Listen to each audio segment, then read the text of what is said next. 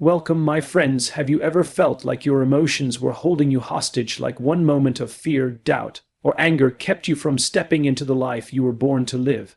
Let me be brutally honest with you. Your future is not being destroyed by the world around you. It's being attacked by the war within you. The silent killers are not failure, rejection, or pain. No, it's the weak feelings you refuse to confront, the ones that whisper asterisk, "You're not good enough. It's too late," or "What if I fail but today?"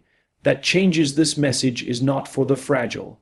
It's for the fighters, for the ones tired of being ruled by excuses, temporary emotions, and self-sabotaging thoughts. If you're ready to win, not just in your career but in your character, then you have to do one thing. Asterisk asterisk, kill the weakness before it kills the greatness inside you. Asterisk asterisk. Because no dream will survive a heart that can't endure discomfort. No legacy will be built on emotional instability, and no purpose can grow where fear makes all the decisions. So if you're ready to level up your mindset, sharpen your emotional intelligence, and finally take control of the narrative that's been holding you back, stick with me. What I'm about to share will not just challenge you, it will asterisk asterisk reshape the way you think, act, and lead asterisk asterisk for the rest of your life. Let's begin. When we experience weak feelings, doubt, fear, insecurity, laziness, we often make the mistake of thinking they define us. But they don't. They are not who you are. They are passing moments, emotional states, and mental reactions to stress, uncertainty, or failure. Weak feelings are like weather. They roll in, they affect your visibility, they cloud your judgment, but they are not permanent. The problem arises when we let those feelings set the course for our decisions. When you start believing that fear is your truth, or that insecurity is your identity, you begin to sabotage your own growth.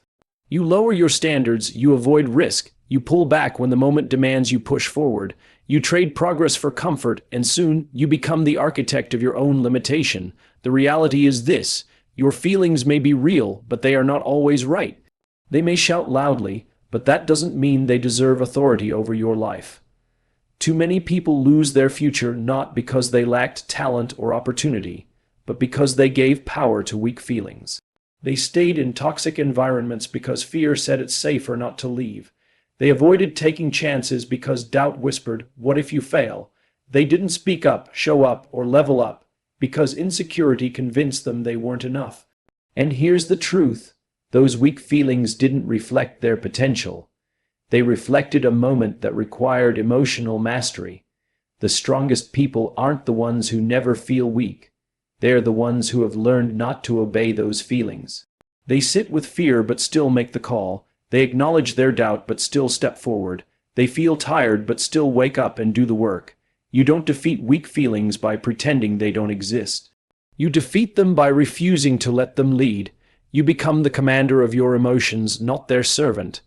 When you learn to separate your identity from what you feel in a fleeting moment, you unlock a deeper strength within you.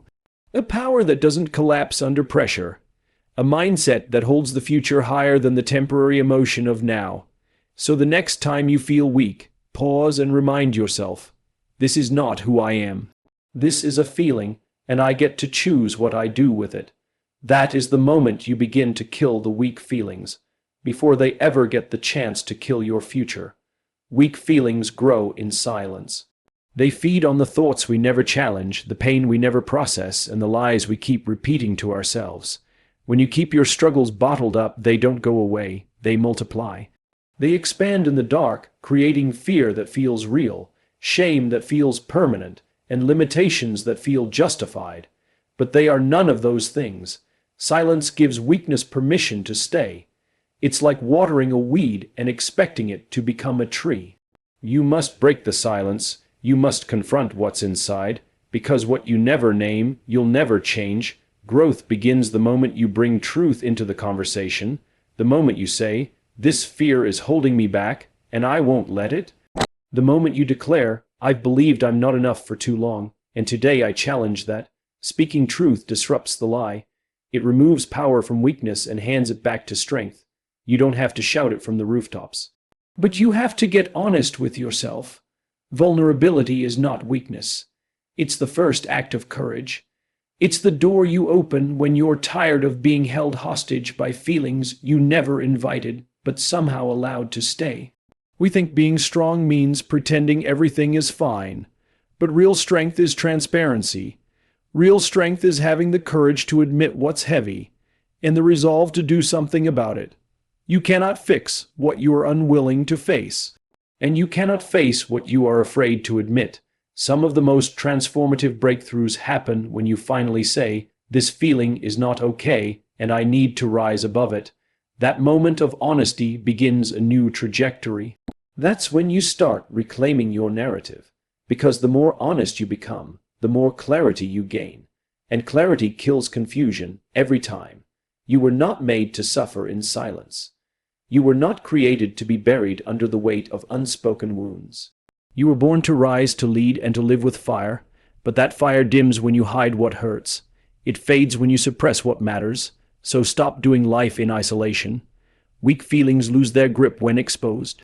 Speak truth, seek support, ask better questions, challenge the old stories, and stop calling pain your home. Call it your teacher, and then graduate. Kill the silence, or it will kill your strength. And when your strength dies, your future begins to shrink. Don't let that happen. Speak now, heal forward, and lead your life from a place of truth, not fear. Comfort is a silent killer of greatness. It whispers to you that what you have is enough, that you've done well so far, that pushing further is unnecessary.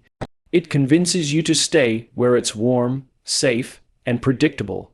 But here's the truth. No legacy was built in comfort. No one ever rewrote their future from a place of ease.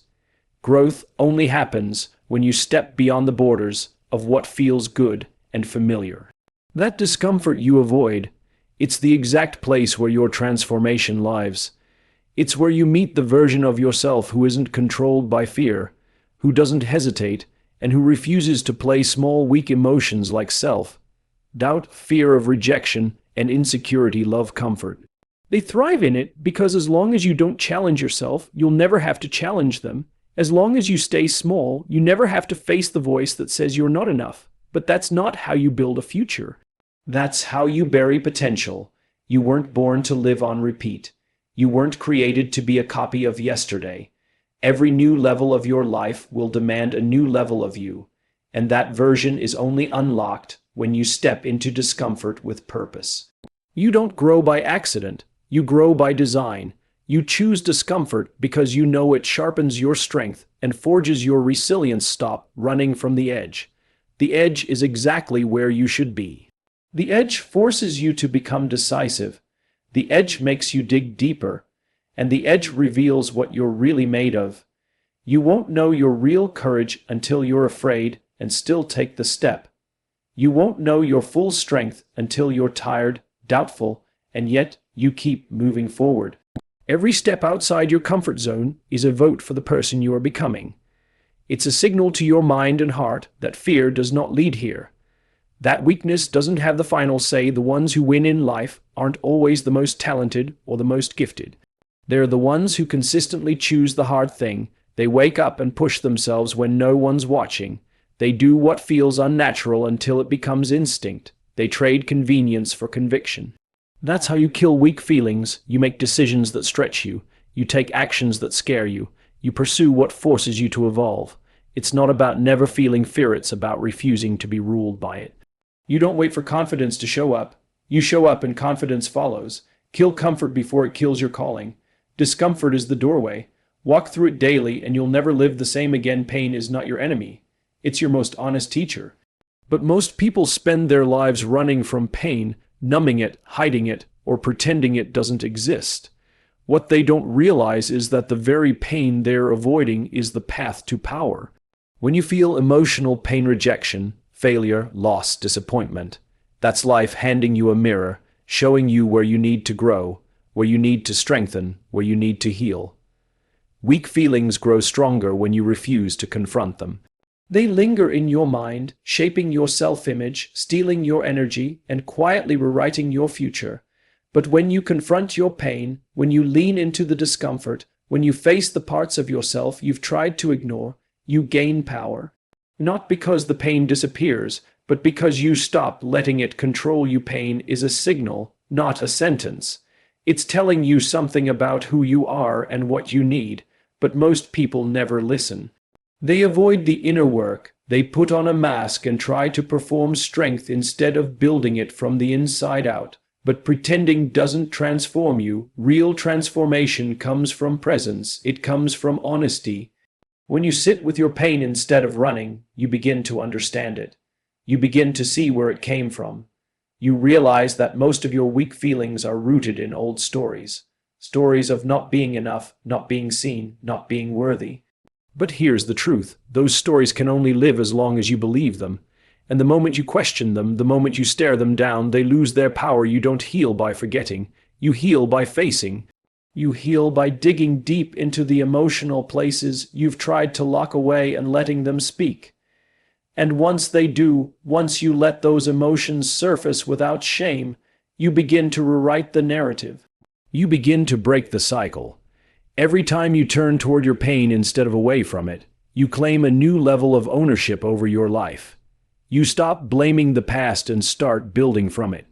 You stop fearing your feelings and start learning from them. Pain becomes power when you stop treating it like a curse and start treating it like a calling to rise, a calling to rebuild, a calling to become something stronger, wiser, and more intentional. You don't have to be perfect to do this. You just have to be willing to be real, real about your struggles, real about your fears, real about your wounds, and in that truth, you find something greater than comfort. You find transformation. Don't let weak feelings write your story. Let pain teach you how to rewrite it yourself. Discipline is the bridge between intention and transformation, and in a world where emotions often dominate decisions, it's discipline that separates the average from the exceptional. Weak feelings whisper that you should take it easy, that rest is more comfortable than effort, that quitting is safer than trying again. But discipline doesn't care how you feel, it only cares about who you're becoming. When you choose to act in alignment with your purpose rather than your mood, you are building something stronger than motivation. You are building identity. Identity isn't just about what you believe, it's about what you repeatedly do, even on the days you don't feel like it. The person you become 10 years from now is shaped by the small, disciplined choices you make today. When no one is watching, weak feelings are deceptive. They show up as excuses that feel like logic. They disguise themselves as self-care when they're really self-sabotage. They convince you to negotiate with your goals, to delay the hard things until tomorrow, to wait until you feel ready. But readiness is a myth. The truth is, if you wait until you feel good to do what's necessary, you'll never grow. Discipline teaches you to move forward in spite of discomfort, not in the absence of it. It teaches you that strength is not found in the ease of the moment, but in the commitment to the mission. Every time you silence a weak feeling with disciplined action, you're training your mind that you are in charge, not your anxiety, not your fatigue, not your fear. You're reinforcing a pattern that says, I am not controlled by my impulses. And with each repetition, that mindset becomes your default. Discipline is not punishment, it is freedom. It's the freedom to trust yourself, to know that you can show up no matter how chaotic life becomes. It's the freedom to be proud of your effort even when results are delayed. That's something weak feelings can never give you. They may offer short-term comfort, but discipline delivers long-term character in the battle for your future. The enemy is not the external world. It's the internal voice that tells you to lower your standards, to slow your pace, to settle for survival instead of striving for success. But when you respond with discipline, you're not just getting through the day, you're growing into a version of yourself that commands respect. Not from others, but from the person in the mirror. And once you've earned your own respect through discipline, nothing outside of you can break what's been built within you. Weak feelings are temporary. Discipline is legacy. Emotional intelligence is not about suppressing your feelings. It's about mastering them so they don't master you. In a world driven by instant reactions and impulsive decisions, the ability to pause, reflect, and choose your response is not just a skill, it's a superpower. Weak feelings will try to hijack your thoughts, distort your perceptions, and cloud your judgment. They will convince you that every emotion demands a reaction, that every criticism is personal, that every setback defines you. But emotional intelligence teaches you otherwise. It teaches you to read between the lines, to process before responding, to lead with logic without losing empathy. It's the quiet voice in your head that says, "Feel what you feel, but act on what you know."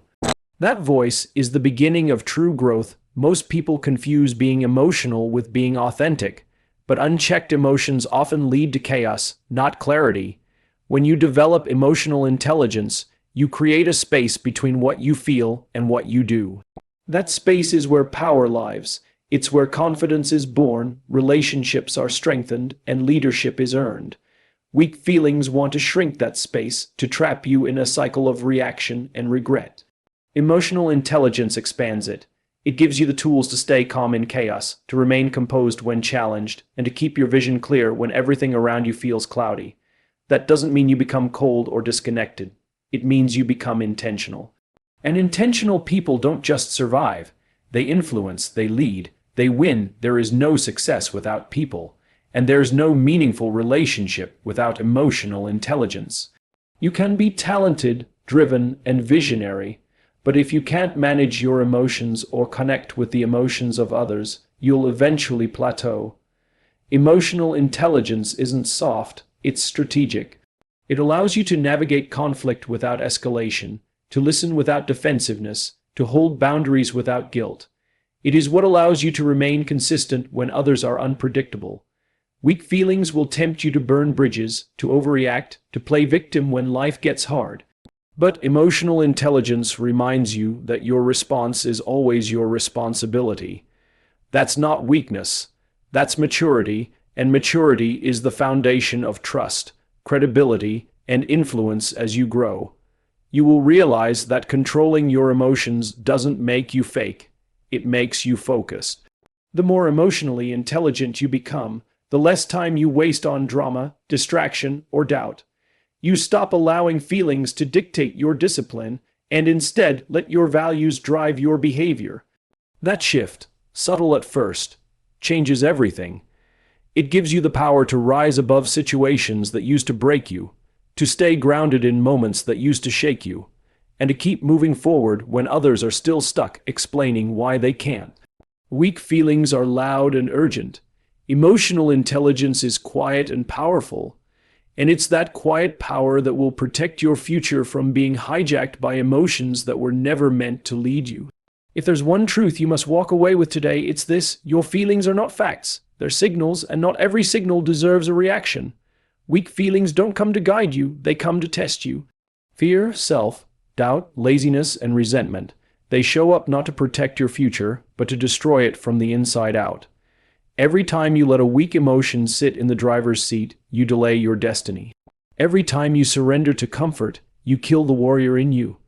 But every time you rise above what you feel in the moment to fight for what you believe long term, you build the foundation of unshakable success.